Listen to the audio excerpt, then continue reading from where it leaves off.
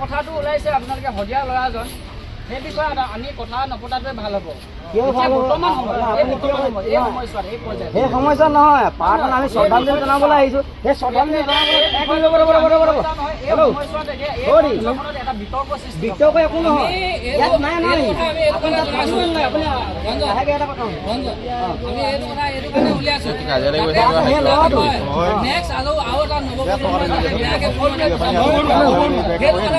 বিষয় বাদ দিয়ক, সেইটো বিষয় বাদ দিয়কচোন।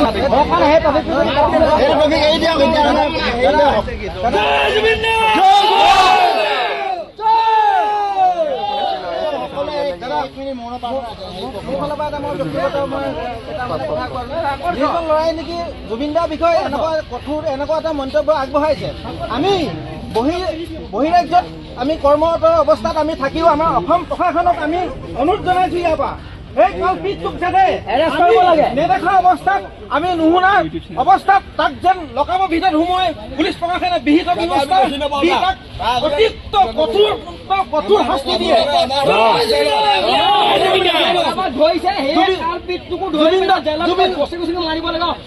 জুবিন দা আমাৰ কলিজাত আছে, জুবিন দা আমাৰ হৃদয়ত আছে আফাল। যদি